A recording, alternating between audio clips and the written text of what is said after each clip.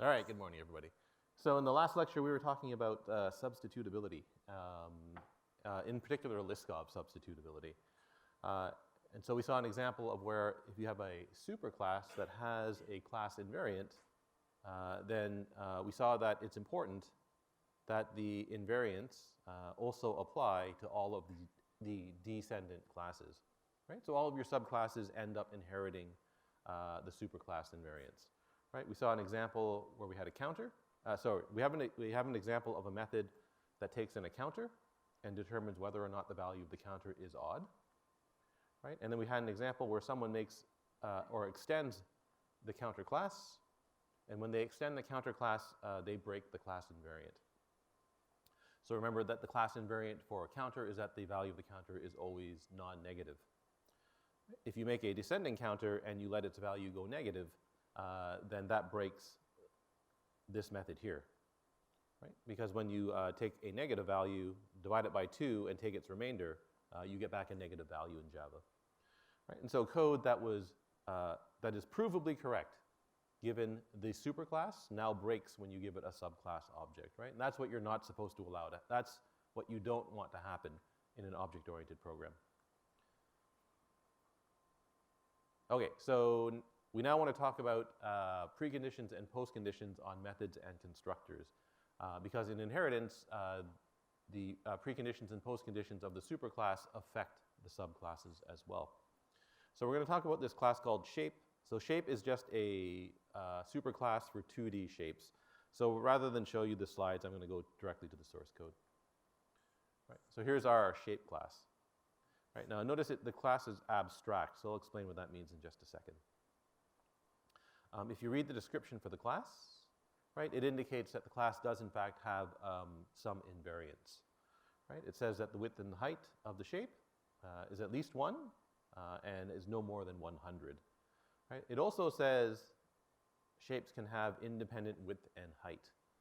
Right? And so that's a pretty strong giveaway that if you try to do something, if you try to make something like a circle or a square, right, any shape that has constraints on the width and height, that this superclass is not going to work for you, right? Independent width and height, so you can independently change the width and the height. So the minimum length is 1, right? So that's implemented as a public static final field. Right? The maximum length of 100, also implemented as a public static final field. Right? This is meant to be a superclass, so its fields are protected. That gives the subclasses direct access to the width and height. Right? And now we've got a constructor that sets the width and height to 1. Right? You could add, of course, you could add in other constructors here. Right? There's just one here because that's all we need for the purposes of this lecture. Right? A method to return the width, a method that returns the height. Sorry. Oh, come on. All right. Set dimensions changes the width and the height. Now, when it changes the width and height of the shape, it actually checks.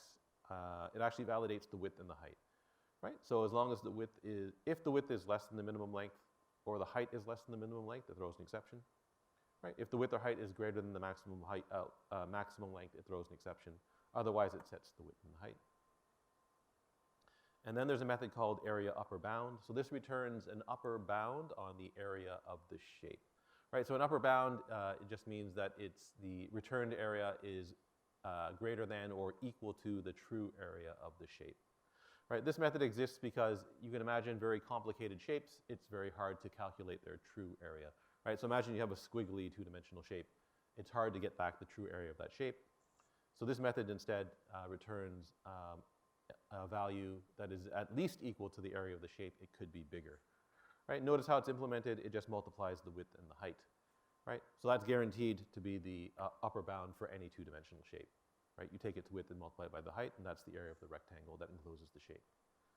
Right? So it looks like a pretty simple class, but you're going to see that because of the way that it's implemented, it has some invariants, it has preconditions and postconditions on the methods. That's going to affect the subclasses. All right, so now that class is marked as abstract. Right? And we haven't seen one of these yet unless you've done assignment 6. Right? So if we look at assignment 6, right, so inside the, I think the first problem of assignment 6, it has you First problem or second? Second, right? Second problem, I think. It has you modify the assignment 5 solution, right? The meaning of abstract, if you look it up in the dictionary, is existing in thought or as an idea, but not having a physical or concrete existence, right? And so an abstract class in Java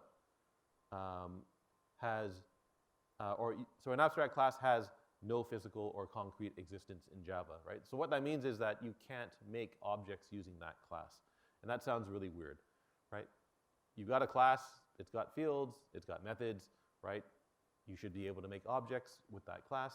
That's not the purpose of an abstract class, right? The purpose of an abstract class is that it's intended to be used as a building block for other classes, right? And so it doesn't make sense to make just a plain old shape, right? It makes sense to make a circle or a square or a rectangle or something like that, right? Something that's concrete, right? But the idea of a shape is nebulous, right? It doesn't really, you can't make just a generic shape, right? And so when you're in this kind of situation, it's useful to make an abstract class, right? Inside that abstract class, right, you declare all of the methods that you want. You declare the methods that you want all shapes to have, right? So all the methods that are common to shapes, you can put them in the abstract class, right? That way, when you extend the abstract class, the subclasses are forced to provide those methods, right? You can also declare all the fields that are common to all shapes, right? And so that gives all of your subclasses a set of fields to work with directly. So in our shape class, right, all subclasses are going to get a width and a height field, right? They're going to get a width, a height method, a set dimensions method, and an area upper bound method, right? You could, of course, include other methods here as well.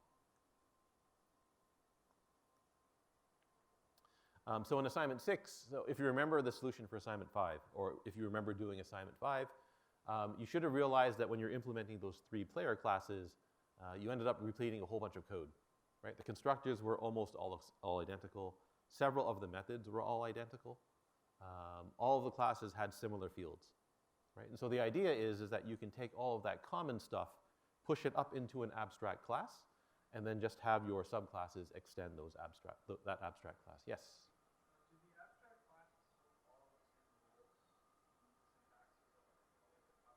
Yeah, the only difference is you mark the class as abstract. Sorry, you mark the class as being abstract. The other difference is you are allowed to put in abstract methods. So you can put in methods that are similar to interface methods, right? So remember, in an interface declares a bunch of methods. It doesn't implement the methods. You can do the same thing in an abstract class. So you can make a public abstract method. Some method. Sorry, I can't make one up off the top of my head that's meaningful. Right? So you can mark a method as being abstract. It has no body, so no implementation. Right? And as soon as you do that, that forces the subclasses now to implement some method. Right? So this says that every shape has something called some method. Right? Only the subclasses actually know how to implement this method. Right? So the shape class doesn't know how to implement the method because of reasons, right? Which I can't come up with a good example here right now, right? So you can also have abstract methods. I have to comment that out because otherwise all my code's going to break now, because my subclasses don't have some method in it. Right? So that's the only difference. If you were to draw a UML class diagram for the shape class, it looks exactly the same as the UML diagram for a regular class. The only difference is the name is in italics, right? So slanted. Okay, so here's the code for abstract shape. I'm just going to skip over all this. All right, so given an abstract shape class, right? So even though you can't make objects of type shape, right? Given this class, you can, where is it? Right? You can write code that uses shape. right? So I can make a class called shapeUtils. I can put in a method called randomScale. So randomScale takes your shape and randomly changes the size of the shape by a small amount, right? So it randomly changes it by less than 1%, right? So all it's going to do is it's going to math random calculates, returns a value between 0 and 1, right? So if I multiply that value by 0.01, I get a value between 0 and 0.01, right? 0.01 is 1%, right? If I subtract 0.5%, that gives me a value between minus 0.5% and 1.5%, right? I add that to 1, right? And that gives me a value between 99.5% and 105%, 100.5%. And I'm going to multiply that by the width and multiply that by the height. Right? So that method works. There's something missing here. Right, that if statement's missing from my code. Right. So now when you change the width and the height, right, you have to remember that the shape class has it has an invariance, right? The height, there's a minimum length, there's a minimum dimension size and a maximum dimension size, right? So the width and the height are between 1 and 100. So you really do need to check if the width is between 1 and 100, and if the new height is between 1 and 100. And if it is, go ahead and change the dimensions of the shape, right? So that if statement should be in your code, right? Now this method is correct, right? It's provably correct, right? It tries to change the shape of tries to change the size of the shape, right? To some random amount, right? If the new size does not satisfy the invariance of the class, right, it will not call the method. Otherwise, it calls the setDimensions method. Right? So you can actually write code given an abstract base class. Right? We can't actually pass in a shape yet because we can't make a shape object yet. But this code is correct.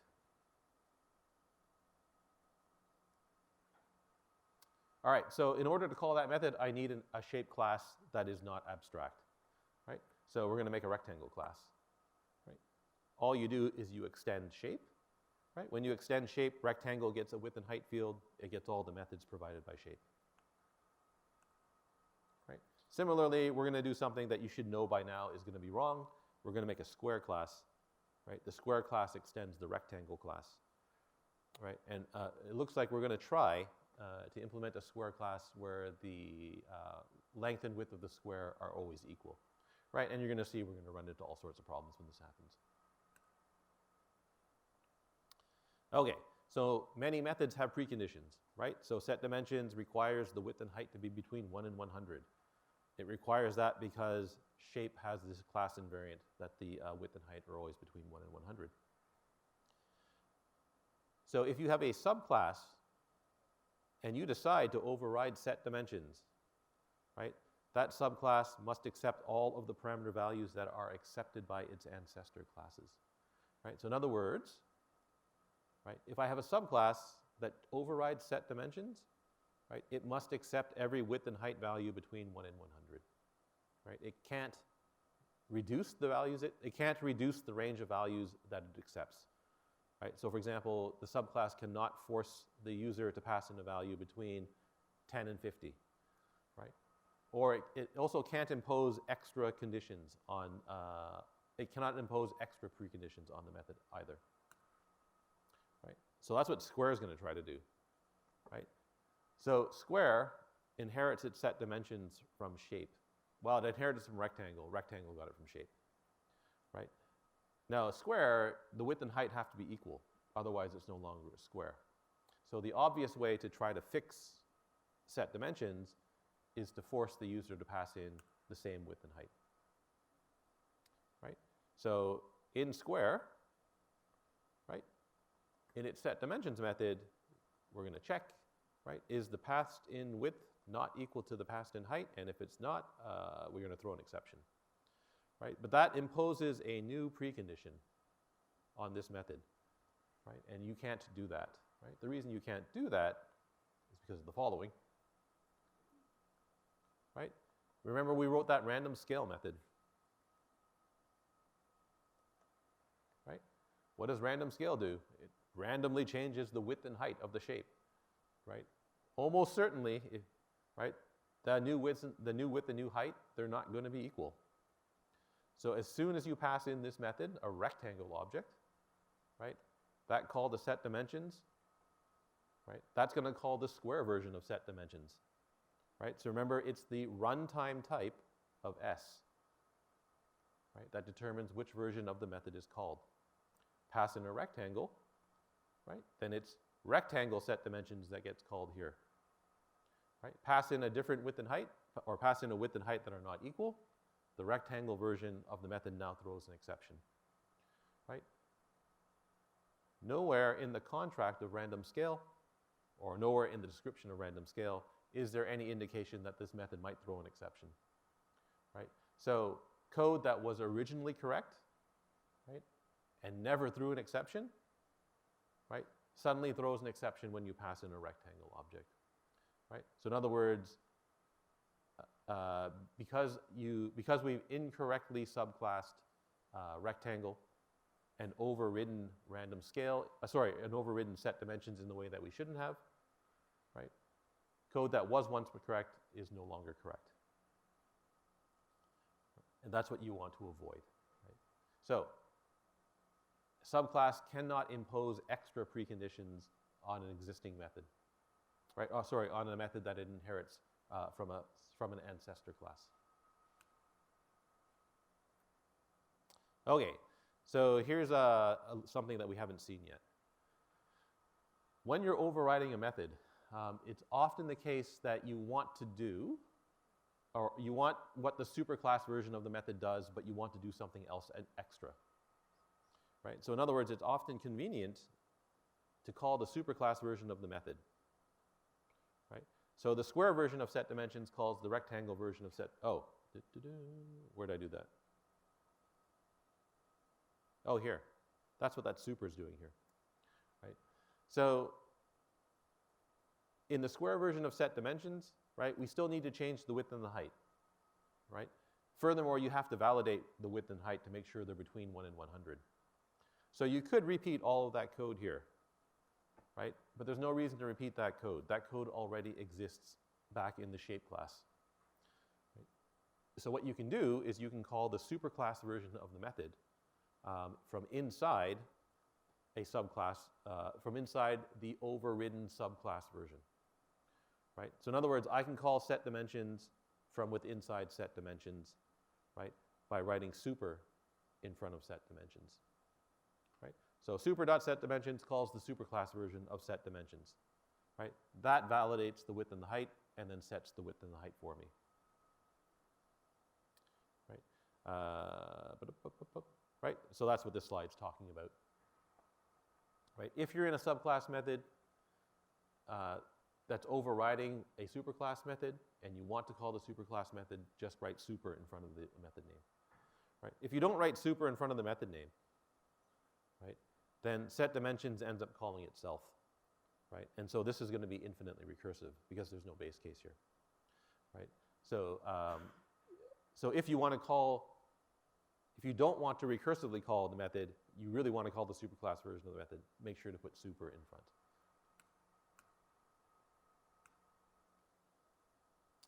All right, so if the superclass has preconditions has some preconditions, the subclass has to respect those preconditions, but it doesn't have to keep the exact same preconditions, right? So the subclass is allowed to change the preconditions to a method, right? So rectangle here is allowed to override set dimensions so that outer range values for the width and height don't cause an exception to be thrown. Right? So let me remind you what set dimensions looks like in shape. Right? So in shape, the shape version of set dimensions throws an exception, right, if the width or height is out of range. Right? So in other words, it only accepts values between 1 and 100. Right? You can relax that precondition. Right? So I can actually completely remove the precondition here. Right? So I can remove the precondition that width and height must be between 1 and 100. Right? the way you remove it is that you have to do something with an invalid width or height, right? So widths or heights that are out of range get clamped to min length and max length, right? So when rectangle overrides set dimensions, right, it's going to deal with values that are out of range. Right? So look at the width and the height, right? So math max returns the max of two values, right? So if you want the width to be at least equal to min width, you just call max and pass in width and min length, right? So that'll give you the maximum of those two values. If width is less than min length, that causes width to become equal to min length. You do the same thing with the height, right? And then if you want to make sure that the width and height are less than 100, you use min, right? So the min of width and max length, right, is always less than or equal to max length, right? Which then you assign back to width and height, right? So that removes the precondition that it inherited from the superclass, right? And it deals with out of range values on its own, right? This version of set dimensions accepts every combination of width and height that the superclass version accepts, right? The superclass version accepts any value between 1 and 100 and any value between 1 and 100. Right? This version of the method accepts any width and any height, right? So it still satisfies the preconditions of the superclass set dimensions method, right? So you cannot add extra constraints, right? You cannot increase the constraints on a method, right? But you can relax the constraints or remove constraints on a method. So that's how preconditions are affected. That's how preconditions work in a inheritance hierarchy.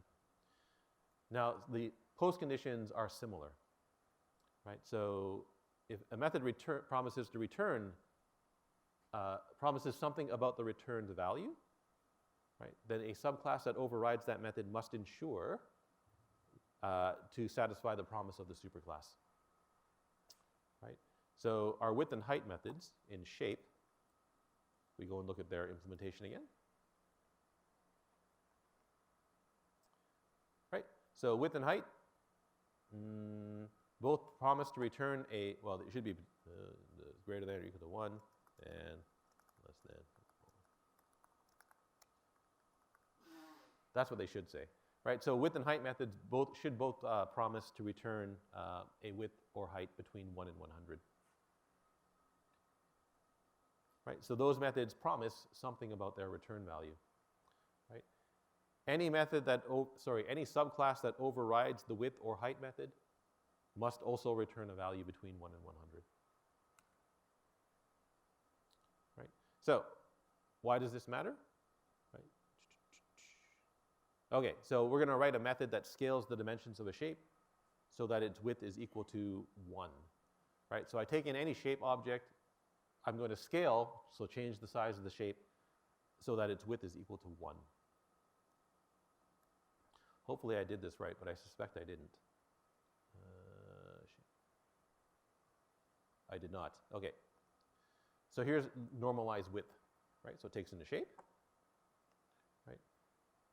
So it's going to try to scale the height so that it's between, so that the size of the shape, so the width of the shape, it's going to try to scale the size of the shape uniformly so that its width becomes 1.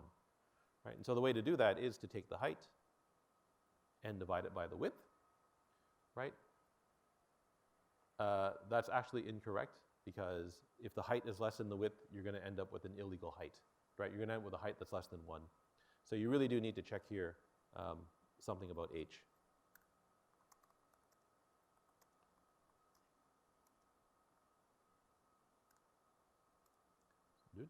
So if h is, greater than or equal to 1, go ahead and change its size.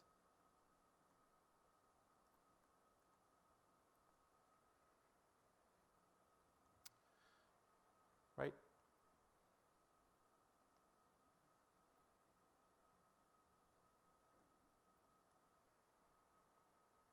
Okay, so this is easily done as long as the width of the shape is not 0 and as long as the width is greater than the height. As long as the height is greater than the width, right? Yeah, I didn't fix it here either. right? So you have to make sure that the height here, when you change the height, it's greater than 1, right? Greater than or equal to 1, right? Assuming you put in the test here, that method is correct, right? It will uniformly change the size of any shape. All right, so now we're going to cook up this, someone's going to make a vertical line class, right? So they make a vertical line, so a line that's straight up and down, right? And they're going to say that a vertical line has a width of 0, right? Which you know is bad, right? Because that breaks the class invariant, right? It's also going to break the width method, because the width method says it promises to return a width between 1 and 100. Right? So it's easy to do, right? You make your class, you extend shape, right? In your constructor, you make sure to set the width to 0, which is bad, but oh well, right? And then in your width method, you're going to return 0, right? That return value, right, is outside of the range that the superclass method says it's going to return, right? Superclass says it's always going to return a width between 1 and 100. What happens when you pass in a vertical line here, right? Well, you take the height of the vertical line and divide it by 0. What do you end up with? You end up with a height that's infinity, right? This method now breaks.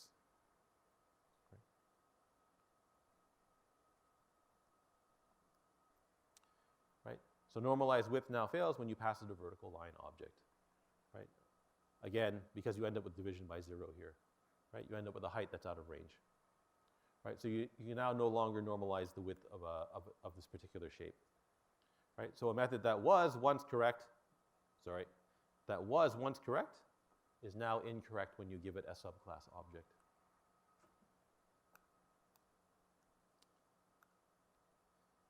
All right, so does that mean you have to return the exact same value that the superclass returned, or that the superclass version of the method returned? The answer is no, right?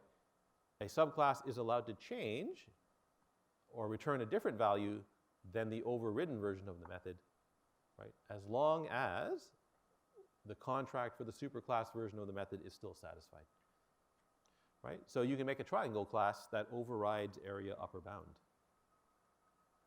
right? Triangle extends shape, right? There's my constructor, there's area upper bound, right? Remember for our area upper bound method from shape, it's just width times height. Right? But if you have a triangle, you know the exact area. It's 1/2 the width times the height. Right? And so area upper bound, which used to say this, right? So area upper bound promises to return an upper bound on the area of the shape. Right? It even tells you what it returns, right? It returns that it's equal to it returns a value equal to the width times the height. Right? You don't have to return exactly that value, right? You can actually compute the correct value of the area and return that instead, right? This satisfies what the superclass version of the method promised to do, right? The superclass version of the method even says, right, that subclasses should override this method if they can provide a better upper bound. Right? So you can change the return value, right? You don't have to return the exact same thing that the superclass version of the method returns, right? As long as you still respect the superclass method contract. Okay, what if you have a method that changes, in this case, the size of a shape? Right? So if you have a superclass method that promises to change the state of an object in a particular way, right, then a subclass that overrides the method must ensure that the overridden version of the method changes the object in a way that satisfies the promise of the superclass. Right? So remember, square doesn't do this. Right? The square version of set dimensions does not satisfy or does not respect the superclass version of the method. Right? The superclass version of set dimensions says it changes the width and the height to the specified values. Right? Never throws only throws an exception if the height and width are out of range. Right? Okay, so the person who implemented square decides to try to fix their method. Right? So they're going to remove that constraint that the width and height be equal. Right? So they're going to remove the constraint that the width and height be equal, and now, right, the way they do this is they only use the width to change the size of the shape. Right? So they ignore the height parameter in this case. Right? That certainly creates a square, right? Or certainly leaves the shape to be a square because the width, the width and height of the shape of the square are equal. But it doesn't satisfy the superclass version of the method. Right? The superclass version of the method says the width and the height shall be changed to the passed-in width and the passed-in height. Right? You can easily come up with a situation, right, where someone has written a method that changes the size of their shape so that it's some specified width and some specified height. Right? So for example, someone might have a shape and they might need to fit it into another shape. Right? And so when in their method, they're going to try to change the size of the passed-in shape so that it has a particular width and height. Right? If you pass it a square, right, then the square only changes its width. It doesn't change its height.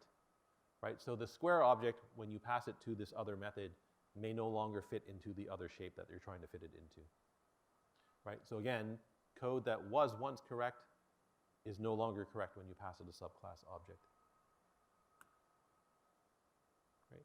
And you can keep on trying to fix square. Right? So what am I going to try to do now?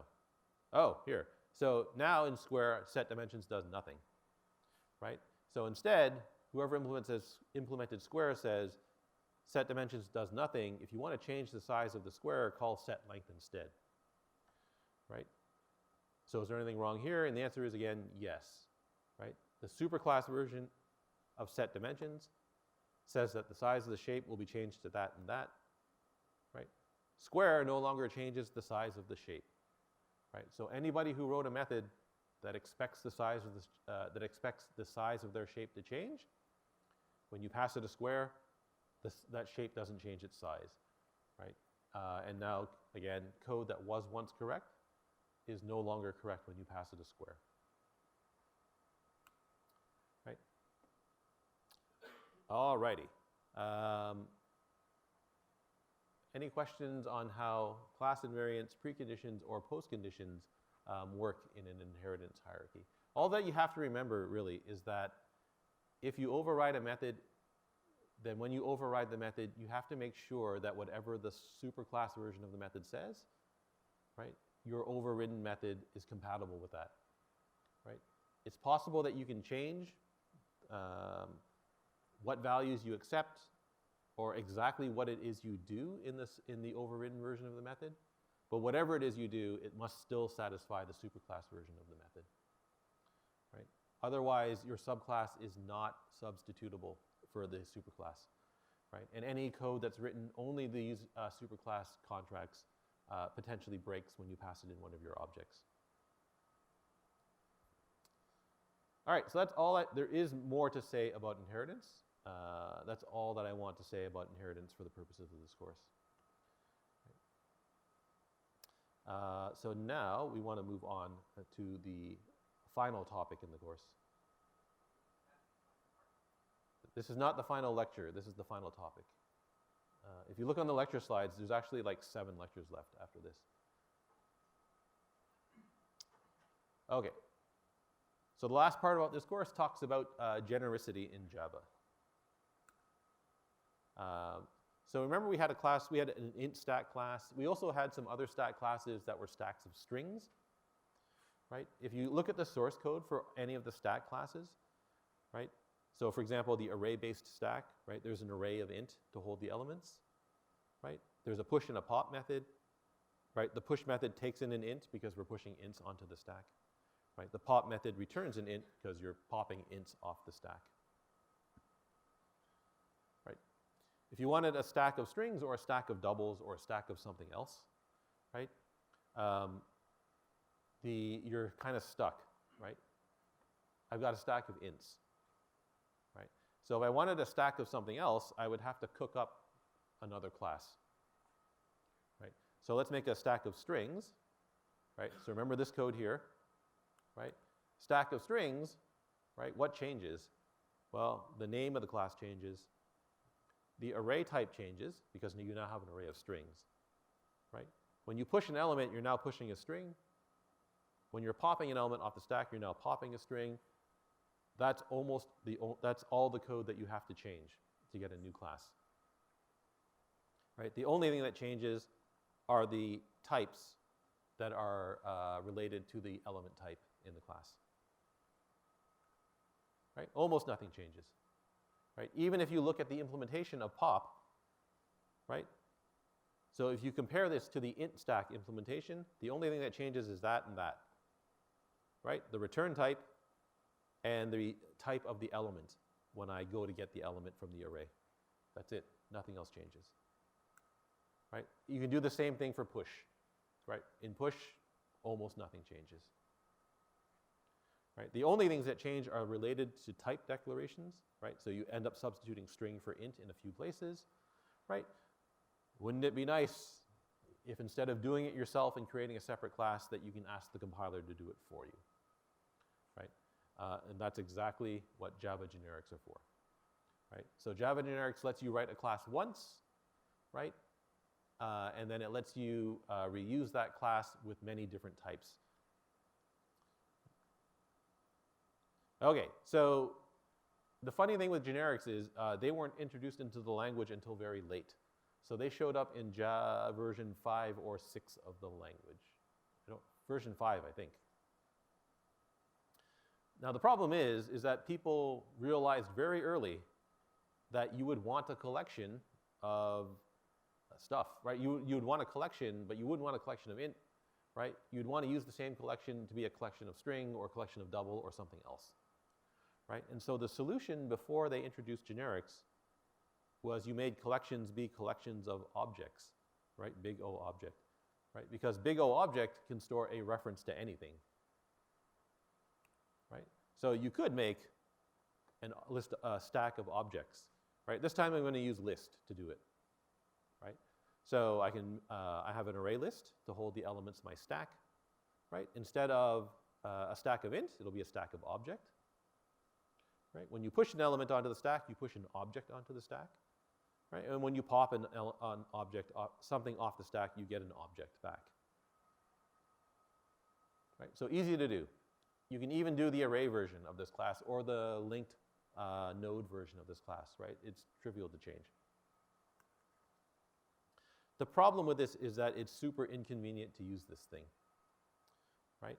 So remember, when I pop, I get back a big O object, right? So whenever you pop an element off this kind of stack, right, I have to cast the element type before I can use it. So here I've got a stack, and I know it's a stack of strings, right? So as the programmer, I'm going to be sure I'm only going to push strings onto the stack, right? So I push hello, konnichiwa, and hello onto the stack, right? I would now like to pop the stack and do something with the string, right? Because I know it's a stack of strings. So when I call pop, I get back an object. I don't get back a string, right? Well, I get back an object reference. It happens to refer to a string, but the compiler still thinks it's a big O object, right? So before I can use that thing as a string, I have to cast it every time, right? And that's annoying, right? If I don't write the cast, that line doesn't compile, right? If I change string to object, that's great, but then I can't call to uppercase here, right? So you need this cast somewhere, right? There's a more serious problem, and it's the same problem that you run into in Python, right? Is that if you make a stack of object, you can push anything you want onto the stack, right? So I can make a string stack, but I can accidentally push an int onto it, an integer object instead, right? So again, I make my stack of strings, right? Push some strings onto the stack, right? What else can you do? Well, I can push 1 onto the stack, right? Java takes the 1, converts it to a big I integer equal to 1, and pushes the big I integer object onto the stack, right? I can make another stack and push the stack onto the stack. I can make a date and push the date onto the stack, and this works, right? There's no way for me to restrict this stack from being a stack, to only being a stack of strings, right? You now have a problem when you pop the objects off the stack, right? When you pop the first object off the stack, you have to remember that you put a date onto the stack, right? When you pop the second object off the stack, you have to remember it's a stack, right? And similar, and so on and so on and so on, right? So really inconvenient and unsafe to use. right? The fact that you can push any type of element onto the stack makes it impossible to write what are called type-safe methods, right?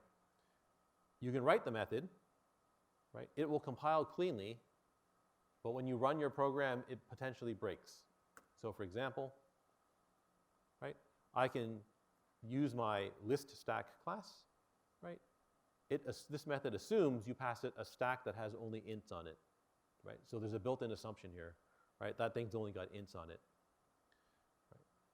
Right? Here, I'm just going to sum the elements in the stack, right? And when I sum the elements in the stack, I'm also going to clear the stack, so the stack has nothing on it, right? So while the stack size is greater than 0, we pop the stack, right? That returns back a big O object, right? But I assume that that element that gets popped off is an int or an integer, right? So I need the cast before I can add it to the sum, right?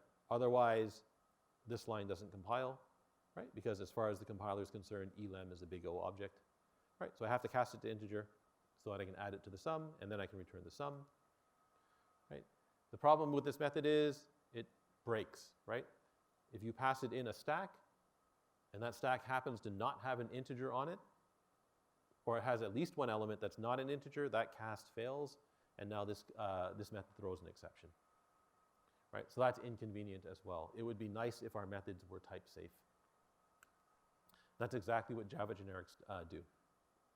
So a Java generics lets you parameterize a class, an interface, or a method over types, right? And all that means is that you can make a method, right? And one of the inputs to the method or the class or the interface is a type instead, right? So for example, we can make a stack class, and to create an object of the stack class, we have to tell the stack class that I want a stack of something, right? Stack of integer, a stack of double, a stack of something, right? That's what the parameterize a class over types means, right? So that's what this thing here is for, right? So stack less than, greater than, some type in between, right? That's your type parameter, right? This says you want a stack of integer, right? That says you want a stack of string. That says you want a stack of date, right? Java generics, generic classes in Java are type safe, right? When you make a stack of integer, you can only push an integer onto the stack. When you pop the stack, you only get back integers, right? You never have to worry that this thing here might contain a string. Okay, so to create a generic class, it's the exact same thing as creating a regular class. Class, class name, but now you put in the angled brackets, right? And then you put in a list, a comma-separated list of some generic type names, right? So typically these names have names, one-letter names, which I'll show you in just a second, right? So the angled brackets, these denote the type parameter section, right? The things inside the angle brackets are called your type parameters. Your type parameters are your generic types. Right? So these can have, so when the user uses this class, these can be any non-primitive type. But when you're writing the class, right, these things here, you typically give them very, very short names, right? So you don't write class, class name, and then integer here, for example. Right? You give it some type name, some variable type name here. Typically, it's one of these here, right? So you might use E if you have a collection of stuff, right, to indicate that the type E refers to the element type of the class, right? If you have a map, right, you might use K and V, right? So K indicates the key type, V indicates the value type. Right? If you have a class that can only contain numbers, you might use N to indicate that the type parameter must be a numeric type, right? And then you can just use T as a generic name for any old type. Right? So we're going to see an example of this in just a second. Right? Okay, so Java methods, you can only return one value from a Java method. This is often inconvenient, right? Python lets you return a tuple of values, which is often very useful. Right? So if you're writing a method that searches for the maximum value in a list, for example, it would be nice, it might be nice, if you could get both the maximum value and the index where the maximum value is found in the list. Right? In Python, of course, you just return a tuple. Right? In Java, you have to do a little bit of extra work. The easiest way to do this in Java is to make a little generic class that represents a pair of values. Right? So value 1, value 2. Right? You can use value 1 for the maximum value. You can use value 2 for the index. Making a class is absolutely trivial. It looks exactly like that. Right? So there's my class pair. Right? It has two types. Right? Something called T1, something called T2. You could call this S and T. You can call this U and V. It doesn't matter. Right? You get to pick the type names here. Right? The first value of the pair is a public field, right, called first. The second value of the pair is a public field called second. Right? The type of the first field is T1. The type of the second field is T2. Right? So this lets you make a pair of any two types, T1 and T2. Right? So how do you use this thing? Right? So now you've made your class. Right? When you make the class, right, this name and this name here, those are not actual type names. They're just placeholders. Right? So T1 and T2, UV, ST, XY, doesn't matter. Right? When you go to actually make a pair object, that's when you say, what is the actual type? Right? So if I would like to find the maximum value in this list of integers and also get back the index, I can make a pair of integer and integer. Right? One for the index, one integer for the index, one integer for the maximum value. Right? Now you write your max code. Right? Inside your max code, right, your result is a pair object. Right? The first field of the result is the index. Right? The second field of the result is the element. Right? And now you've got a max method where you get back both the maximum value and the index of the maximum value. Right? So when you use your generic class, that's when you specify the actual types. When you create the generic class, you're using placeholders for the generic types. Right? This class, the fields are public. Right? So you have direct access to first and second. Right? You don't need a constructor here. Right? The compiler will synthesize a constructor for you. Right? It sets first and second to both to null. Right? You don't need any methods because this thing is just returning back two values. You can add methods if you want, but you don't need them here. Right? And so there's how you create a very simple generic class in Java. I guess I should stop there and we'll finish. Well, I'll show you how to create a more interesting generic class in the next lecture. Right? Monday, your quiz 2 will come back and I'll talk about the exam. Okay?